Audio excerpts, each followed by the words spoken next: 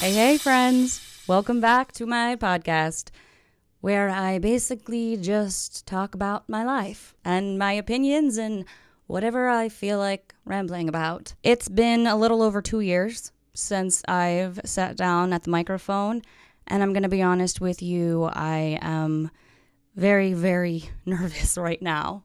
A lot has happened since I decided to start publicly sharing my life, and I had to decide what I really wanted in life, if being sued for defamation, having an online Reddit community obsessed over you and stalk everything you do, if all of this really, really matters.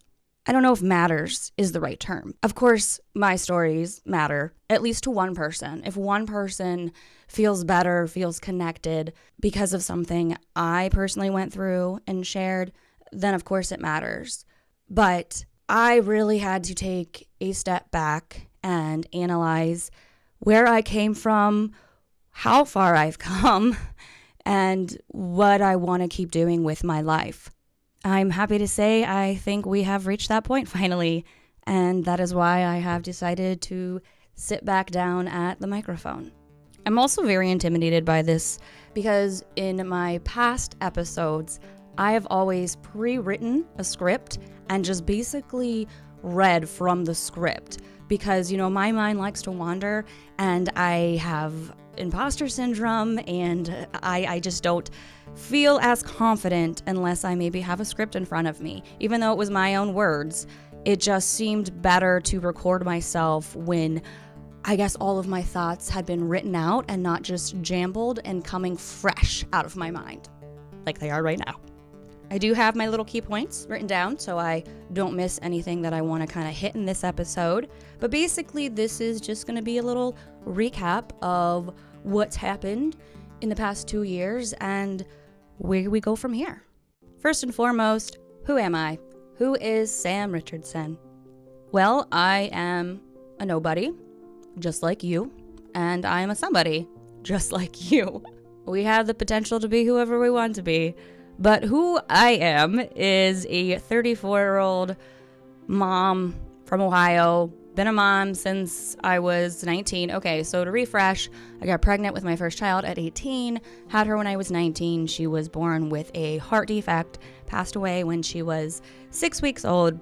After her, I was supposed to go to New York City to be a performer, met another boy there, got pregnant by him, had my daughter who is now 13, Evangeline. That relationship ended up in domestic violence. I fled that state. We were in Connecticut. I fled when she was 5 months old and just really tried to get all my shit together and met Kyle, my now husband, when she was about a year old.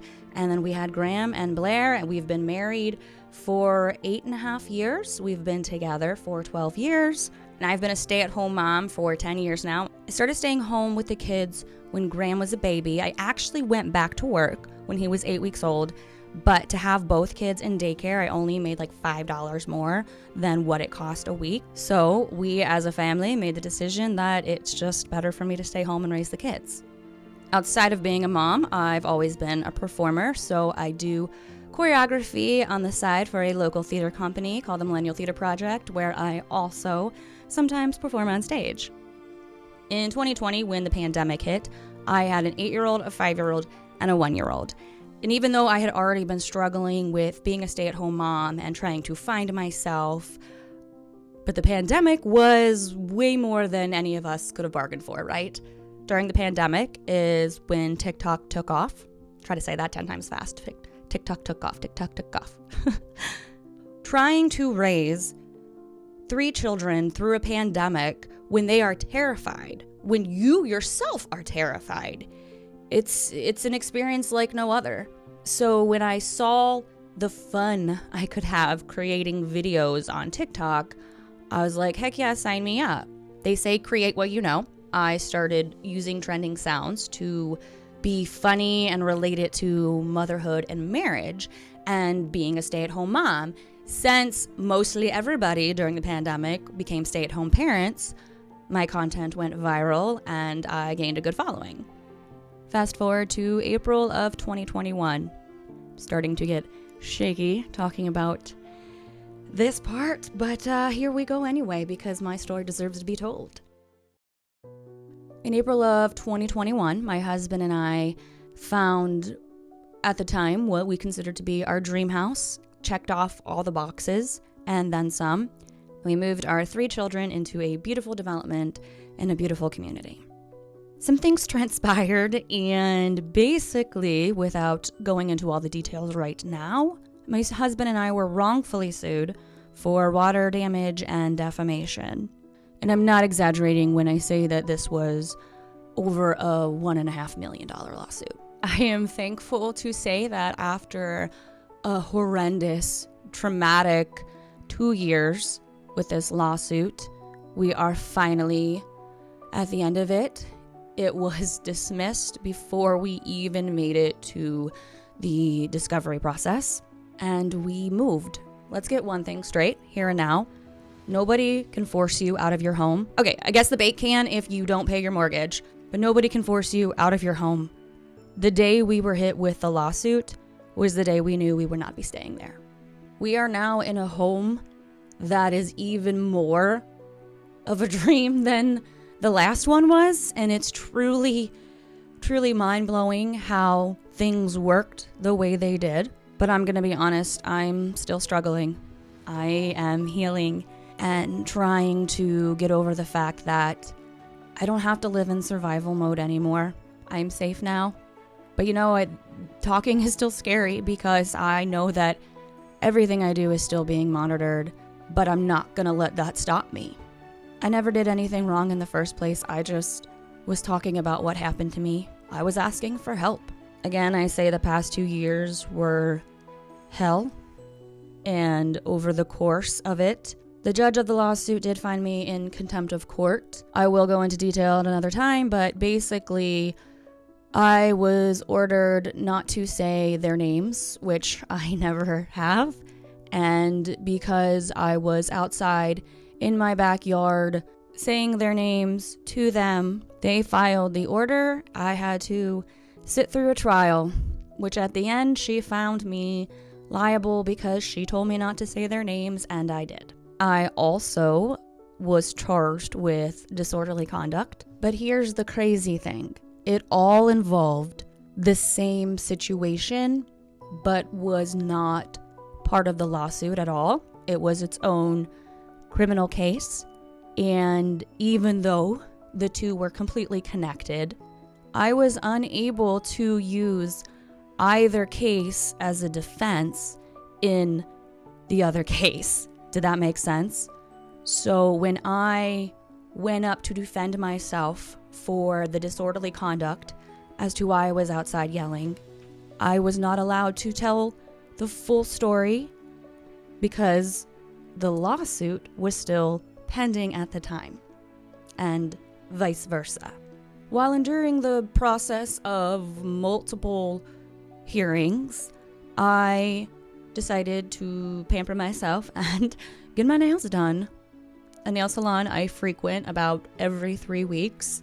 And it's the one thing that I do for myself as a mom. I'm like, I've got crazy hair and sometimes I'm still wearing the makeup from 3 days ago. But if I've got my nails done, I feel good, okay? As I was sitting in the full nail salon, a customer became very agitated and it was clear she was not calming down. I started to record her just in case the nail salon owner, who I came to know and love, needed some backup. And then I inserted myself in the conversation because I just couldn't handle her bullshit anymore. So when the irate customer turned her camera on me, I went a little cray-cray. I thought when she started recording me, she was going to post it to the internet. And at that time is right when Reddit was going crazy and throwing all these things out there that I'm this terrible person because I was being held in contempt of court and had the disorderly conduct. So I had all of those feelings of that stuff being twisted against me when I was legally not allowed to speak out and defend myself. So when the customer came back at me, I saw red. And I decided, if she was going to act funny, I could be hilarious. After I posted that interaction online, I got an email from the A&E show Customer Wars, and if they asked me if they could share the clip in an episode, and I said yeah, and I think they did a really good job. They never said my name, and they didn't call me out as being a crazy person like a couple articles I've seen. I didn't do it for clout. I didn't yell, "My name's Sam Richardson. The whole internet knows I'm crazy," because I thought I was so famous and whatever. It was because this woman was berating me, telling me I was a nobody. She threatened to take me outside and handle it when she was the one being so mean and nasty to somebody that I cared about. And I just stood up and protected her. And her defense was to just berate me and threaten to hurt me when I was just like, lady, chill. But I plan on dedicating a full episode to that entire situation because, that was just crazy in its own right. Without giving all the details away of the disorderly conduct experience, if you will, I will say, even though, disorderly conduct doesn't seem like a big serious thing, and at the end of the day, it's not, and I can get it expunged if I want to. When I was first charged with it, I am drawing a blank right now. I can't remember what they originally tried to charge me with, but it was a greater charge, and that charge itself, they wanted me to plead guilty to it, and that would have put me on house arrest for 30 days. And when I said no, and I was going to go to trial to fight it, I was facing up to 30 days in jail for standing outside and yelling. None of that ended up happening, but that is a story for another time. But for the time being, I have a question for us to ponder. Does it make sense to put somebody on house arrest next door to their alleged victims? Aside from all of that chaos, actually, while all of that chaos was happening at the same time, so in 2022, when we weren't hit with the actual lawsuit yet, we were just hit with the threat of the lawsuit, the demand letters. If you followed me back then, you will know that at the same time, my younger brother was caught by the FBI. He was on an app and exchanging communication with someone he believed to be 14 years old. Ended up being an undercover FBI agent. My family had to go through that situation simultaneously while my neighbor war and lawsuit situation was happening. My brother has a daughter who at the time was 7 or 8, and my mom got custody of her, but my husband and I were like backup caregivers. That's been a couple years too, so we do have kind of an end to that situation. My brother ended up taking a plea deal for 5 years, and he started his sentence in July, I believe. And my mom has full custody of my niece. Through my healing journey and opening old wounds, tying a lot of things to childhood trauma, I have had to set boundaries with a lot of people, including my mom. A lot of people ask where I get my confidence from. I never had this before. I really never had this confidence until I started realizing I could help people. And I want to say that I really don't have a lot of confidence right now in myself. I doubt myself daily. I struggle with imposter syndrome. But then I look around me and I think, I can do this. And then I realize that every person I've looked up to my whole life, every woman's shoes that I've wanted to fill, they've all started from nowhere too. Because nobody is a nobody. We are all a somebody. We just have to figure out what somebody we truly want to be. And who I want to be is somebody who stops hiding behind her mask, who is proud to be loud and a little cray-cray. I'm not crazy in like a dangerous way. I'm just extremely empathetic, so I feed off the energy of people around me. I've always wanted to be a mom, a performer, and a writer. Right now in my motherhood journey, I am starting a new chapter. All 3 of my kids are at school full-time for the first time ever, and I'm trying to figure out this new routine. I've been a mom essentially since I was 18 years old. I got pregnant at 18, and this is the first time in my life I just have hours alone. Now, I have a ton of shit to do. Please do not come at me saying I'm lazy and I have all this time in the world. Stop bitching. It is still a full-time job raising 3 children, even though they are in school. Don't even get me started on that. But I also realize I have more time to finally figure out who I am as a person. I'm not just Kyle's wife. I'm not just Evangelina Graham or Blair's mom. I'm Sam. I'm a person who has been through a lot, and I don't want to give up. I just want to keep going. I want to explore different worlds in my mind by telling stories and writing them out. So I am working on a fantasy/psychological novel, if you will. I have a lot of just psychological thriller ideas, more for the adult variety, but I really wanted to focus on writing this fantasy type story that is geared for all ages to enjoy and really, really help explain some of the ways mental illness manifests. I have a lot of PTSD dreams. That is one thing I am extremely struggling with right now. I have severe traumatic dreams, and when I wake up, I feel like I'm still in that situation, in that survival mode.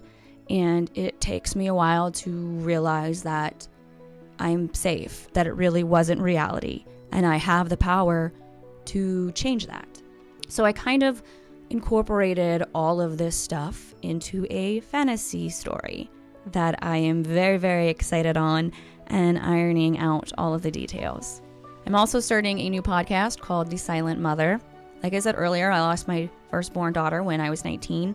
And, since then, my motherhood journey was not the norm. And, 1 in 4 women are going to experience infant loss or miscarriage. But apart from even infant loss and miscarriage, there are women who lose their children, their teenagers, their adult children. There are mothers who lose their husbands when their kids are still young and become widows and single moms at such a young age. There are just so many untold stories of motherhood out there. Stories that society has made us feel that we are alone in and nobody wants to hear them. We can't talk about it because nobody understands. But I promise you, there are so many women and fathers too, okay? It's not just the mothers that go through this, but there are so many people out there, the lives that they've planned don't go as planned. And we really need to recognize that that is the true norm. And how we heal from these traumatic experiences and how we continue putting one foot in front of the other and growing through our trauma so that it doesn't defeat us. We need to normalize that. So my new podcast, The Silent Mother, I'm going to be sharing more in depth of my motherhood journey, but I also have a lineup of a bunch of other women who have graciously decided to share their stories with me. I'm always looking for more people. If they would like to join the Silent Mother podcast, please reach out to me on any of my platforms or livingrichardson@gmail.com. I think that catches us up for now. I do just want to thank you guys, the ones who have been here from the beginning especially, and all the newcomers who are excited to hear my story and keep it going. But I couldn't do this without you guys. I really couldn't. Social media for me, the reason I can't stay away from it is because I needed it when I was a grieving 19-year-old. I reached out to support groups online, and then I met my now husband Kyle on the free dating website Plenty of Fish way back in 2012. And connecting with all of you online has really been life-changing for me. And I hope that connecting with me has been life-changing for you in some way. Even if I just make you laugh and appreciate that your life isn't as messy as mine. There's one person in particular that I want to dedicate this episode to. She won't be able to listen right now. There was a very special follower of mine named Lynette. She followed me on all platforms, but reached out to me on Instagram, and every day she would just send me a positive message. I began, just a messaging relationship with her. I believe she was in her late 50s, but she was just a really great friend. She told me how I helped her, and I thought it was amazing. That was like, I didn't imagine that I could help somebody so much older than me. Her and I had connected so strongly that we became like personal friends on Facebook. So I would comment on some of her posts, and I commented on one of her posts. I guess her daughter, who was around my age, saw it and freaked out and was like, "Oh my gosh, how do you know Living Richardson?" And so Lynette told her that she's been a follower of mine and that her and I communicate through Instagram and stuff. And I guess her daughter was just blown away. So Lynette thanked me for giving her something to have in common with her daughter with. Last summer, Lynette had a relapse of her cancer. And she ended up being put on hospice. Every day she would still message me with so much love and encouragement. And she made sure to message me every day, just letting me know she was still here, because if I didn't hear from her by a certain time, I'd message her. She was getting really sick.